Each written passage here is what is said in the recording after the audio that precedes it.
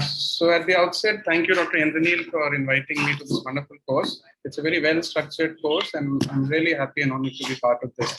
So I'll be talking about sutured scleral fixation of IOL. Some may find it a bit old-fashioned, but let us at least talk about this. So no financial disclosures. I'll be talking about some lenses and all, but no financial disclosures there.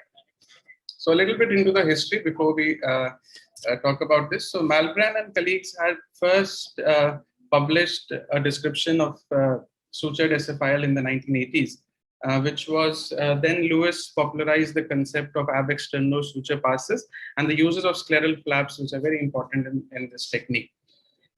Indications over and above the other techniques that we'll be talking about today, I couldn't really think about a specific indication where a sutured SFIL might be required. If the other panelists have any suggestion, they can come up with it. But my only reason for doing this very often is that I was trained in this technique and I feel really confident doing it. And apart from that, I have a follow-up of around 4 or 5 years, and I feel of my patients and all of them are doing pretty good. So I continue doing this technique.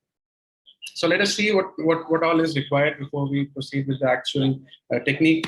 Of course, the number one is the lens. You cannot put your usual lens in that.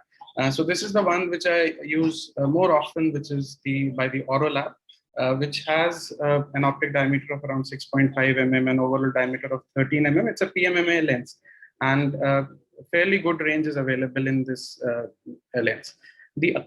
The other ones that are available in the market are the Alcon lens, which is CZ70BD, and the Acreos AO60 lens by Bausch & Lomb. I haven't had the opportunity to use them yet. The suture material, any 10090 Prolene suture with straight needle is preferable. I prefer the 90 over the 100 Prolene because of the strength this offers, and the maneuverability of the sutures is a bit easier with this. People have started using the Gore-Tex as well, but still I haven't utilized them in my surgery.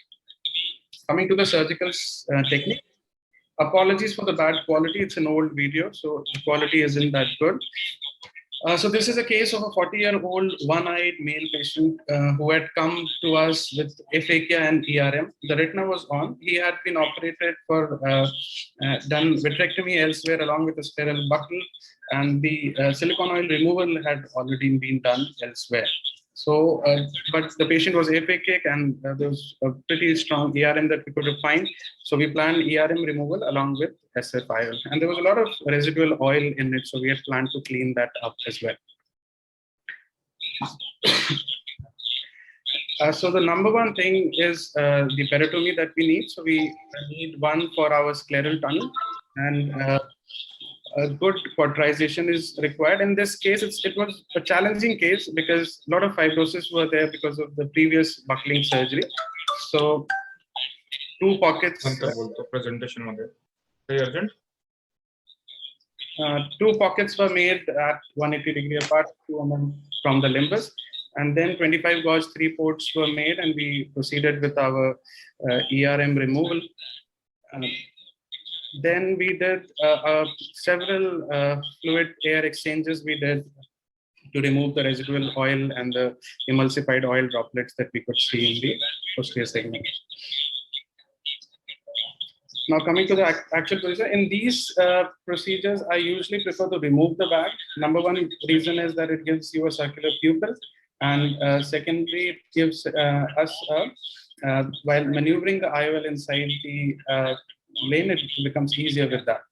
And now we fashion the scleral pockets on each side. So you can use a flap as well. I'm more comfortable making a pocket, and it's very important to make a nice scleral tunnel in these cases. Otherwise, either you have to suture it, or there you can land up with a lot of hypotony in these cases. So a good tunnel is mandatory.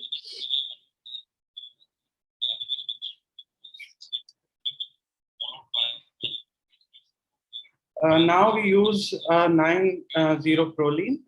Then for docking, we use a 30 gauge needle, a bent 30 gauge needle. And with the help of that, the proline suture is brought out on the other side.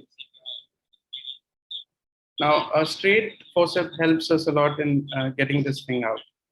So good needles, good instruments are really important if you want to finish the surgery fast. Otherwise, a lot of struggling would be required.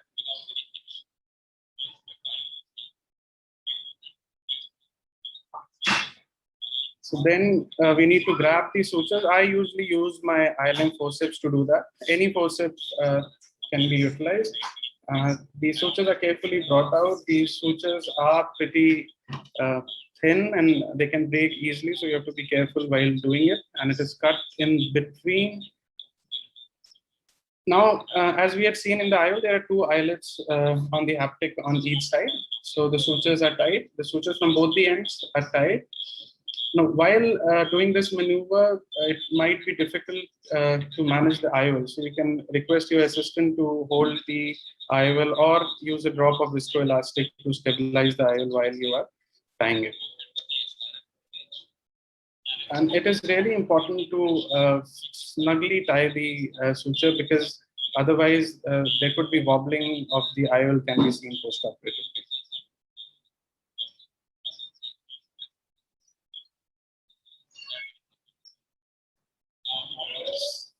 Similarly, it is done on the other side, and then the remaining end of the sutures are cut to the optimum size. If the size is more or less, it can lead to hassles. Now, this is also a very important step where you so-called implant the IOL. Managing the suture and it usually gets entangled with the haptic there. So you have to keep advancing the suture on the one side and implanting the IOL.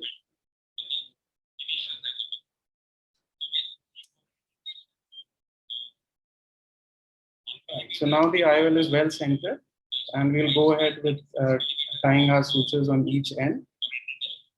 Now this should also be done very carefully, because again, if loose sutures are here, it will later lead to breakage, or again, wobbling of the IOL can be seen in these cases. So it should be done well.